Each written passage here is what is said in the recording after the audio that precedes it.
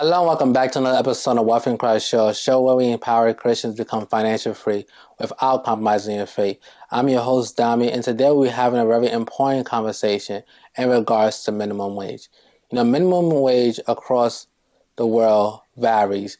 In some countries, people are getting paid as minimum wage $7.25 as in the United States, while in places like Luxembourg, people are getting paid $26.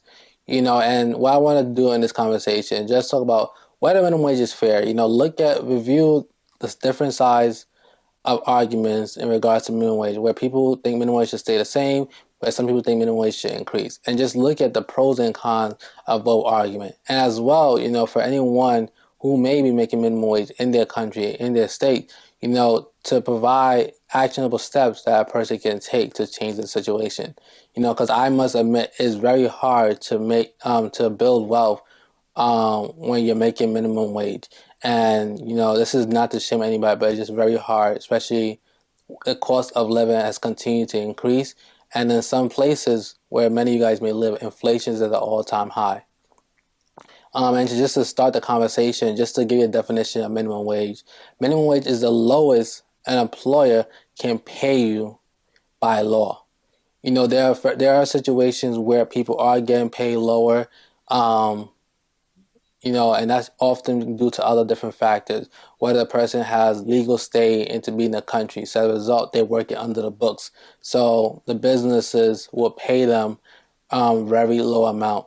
This is why, companies like Apple, companies that, produce products go overseas compared to the United States, because the minimum wage there could be as low as $1 or $2 that they have to pay a worker. While in the United States or in certain states, they may have to pay upwards of $15 or even $18 in some cases. So just to start the conversation, in the United States, like I said, federal minimum wage is $7.25, and as of 2022, in the United States, only 1.3% of hourly paid workers earn the prevailing federal minimum wage or less. To put this in perspective, that's approximately 141,000 workers scraping by on the federal minimum wage. So next I want to do is compare, 10 countries with the highest minimum wage, as well as compare 10 countries with the lowest minimum wage compared to where we are in the United States. Just so you guys can see, if you already live in the United States or you want to be in the United States, to see where the United States compares to these different countries. To start the conversation off, we're going to look at Luxembourg. Luxembourg, the minimum wage is $26.27. In Iceland, the minimum wage is $21.19. In Switzerland, the minimum wage is $20.54. In Canada, the minimum wage is $16.20. In Germany, the minimum wage is $15.73. In Australia, the minimum wage is $15. In New Zealand, the minimum wage is $14.83. In the United Kingdom, the minimum wage is $12.41. And in Denmark, the minimum wage is $12.30. As we can see, all this, United States is not in the top 10 countries with the highest minimum wage. Now to look at the country with the lowest minimum wage, just to compare to the United States, where the United States is, we will start off with Bangladesh. In Bangladesh, the minimum wage is 68 cents. In Georgia, the minimum wage is 77 cents.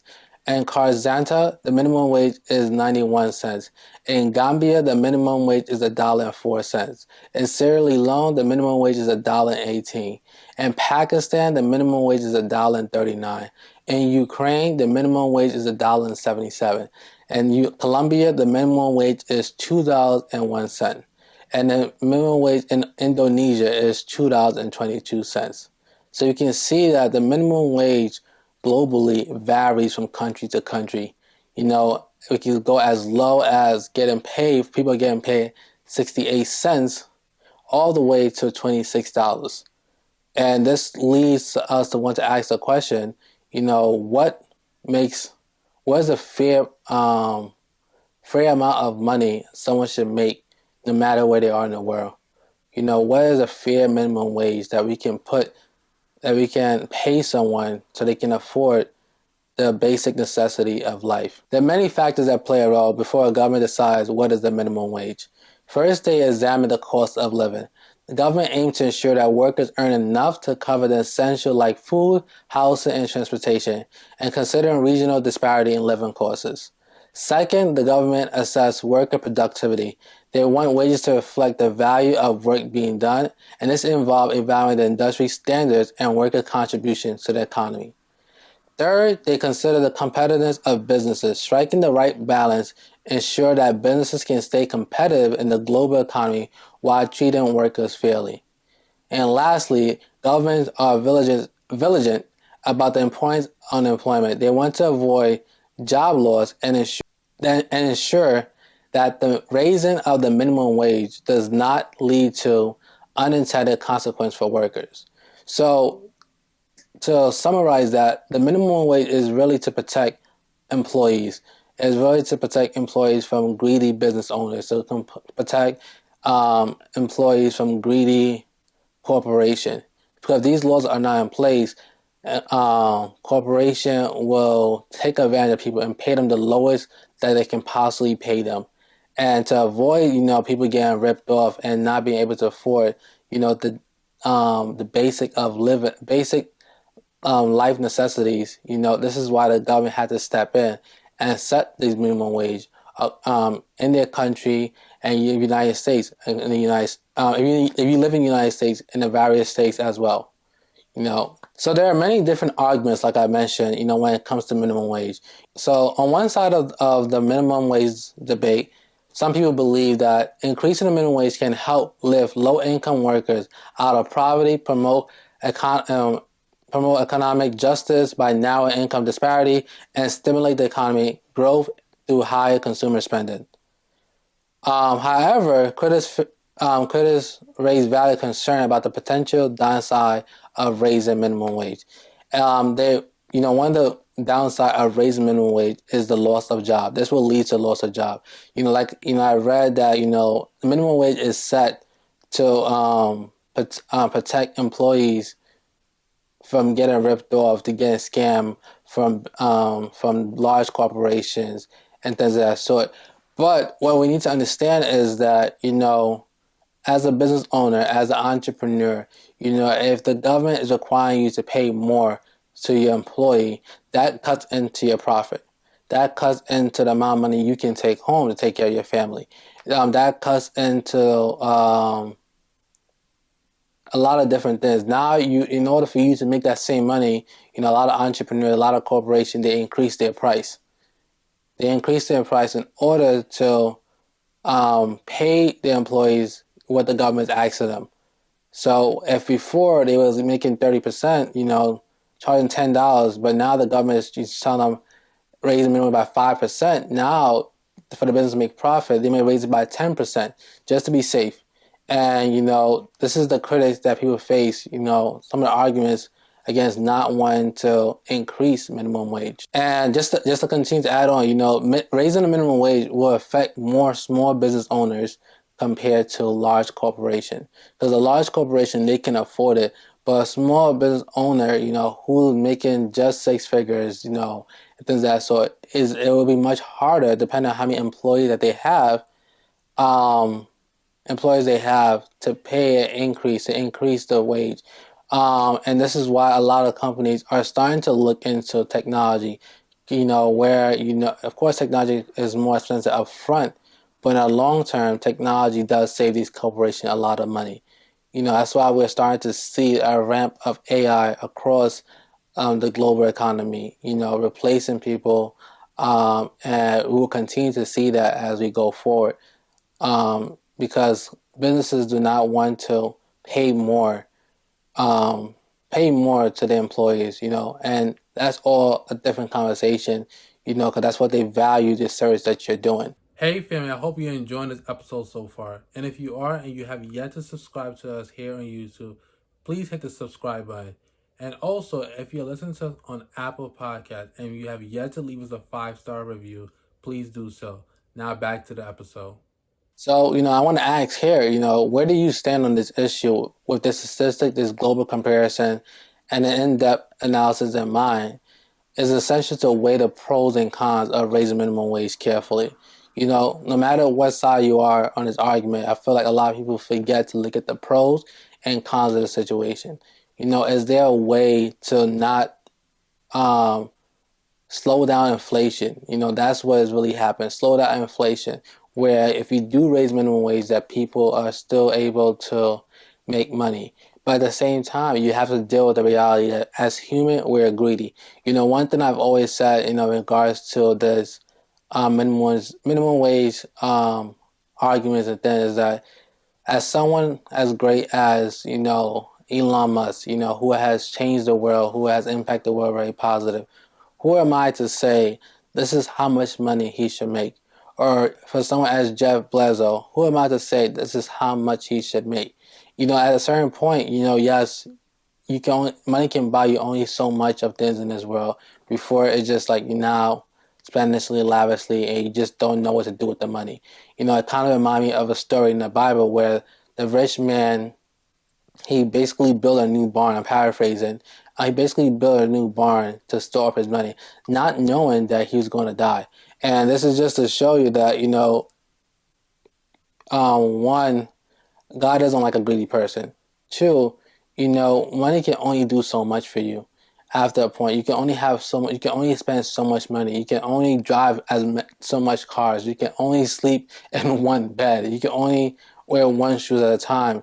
And it's important to understand that, not to take away saying that people don't deserve to be appreciated, to for the impact they may have created. But where do we draw the line?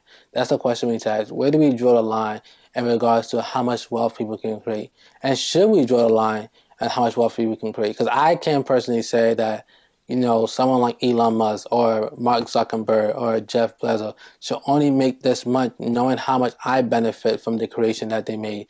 How much we all benefit from the creation that they made. How they made our life on a global scale easier. So those are questions I want you guys to think about as you weigh in, whether minimum wage should increase, stay the same, as well, taking consideration of the small businesses, who are starting out and who may, them increasing paying extra $7 or $8, highest cost is cut into their profit. And as a result, they're not able to, make a living for their parents, take care of their family. So all these different things that you need to consider. This minimum wage then is not no right or wrong. Then, there's a lot of different factors that's often, swept under the rug and is not often addressed. But what can you do if you're making minimum wage? I'm sure that's a question that you're probably expecting me to answer. For those who may find themselves in a situation that that they are making minimum wage, it's important to realize that there's more out there in this world for you. The amount of money you make does not define who you are. And I want to say that you must first increase your value. You can increase your value by adding new skills. Getting going back to school and learning something, learning how to edit videos, learning how to read market, read charts, learning how to cook. You want to increase your value, add more skills to yourself.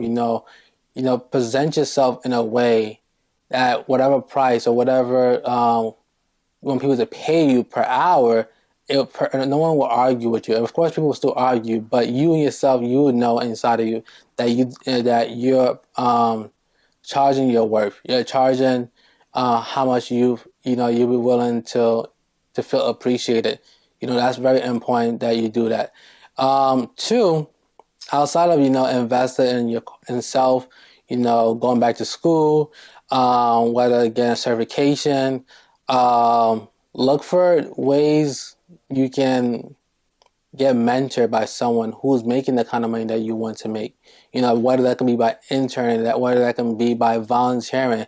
There's so many ways to get these skills at a very low cost, especially if you don't have money to go to school, especially if you don't have money to go to a trade school. You can volunteer your time. You can watch YouTube. You can read books. These are things that you can do to help take your skills to the next level. In addition, as funny as it said, making more money doesn't necessarily guarantee that you become financially free.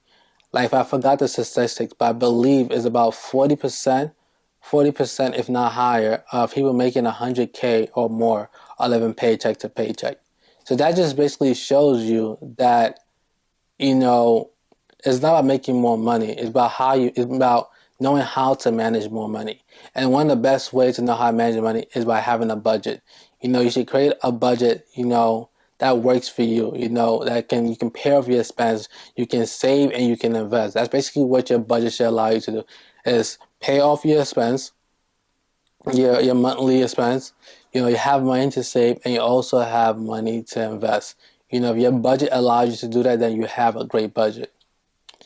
Um, and yeah, and once you're doing that is continue the process, going back to one, adding more skills. Always become a student. Always remain a student. Don't ever feel like you know too much, that you can't learn, because always new things happening. There's always new skills that you can learn. And you are a person that you feel like there's nothing to learn. There's nothing much for you to learn. I'm telling you, in the next 5 or 10 years, you're gonna have someone much younger who are doing what you're doing much quicker. And they're gonna get paid more. And the job they want to replace you because you're not moving, you're not learning, and that's how a lot of people get stuck in their income bracket, because their skills are not evolving. They're not adding any more value to the economy. They're not adding more value to people's life. And as a result, why should people pay you more if you're not, impacting people to be better? You're not impacting people for positive impact. Like, you're not making any positive impact on anybody. Like, why should they pay you more money just because? People shouldn't just pay me more money just because I'm Dami. I need to continue to invest in myself. Let me know your thoughts and comment in the chat below. Whether you agree or disagree with the different arguments in regards to minimum wage, and what do you think, minimum wage should be across a global scale, or just even in your specific country that you may be watching from. As always, stay blessed. I look forward to seeing you guys next week.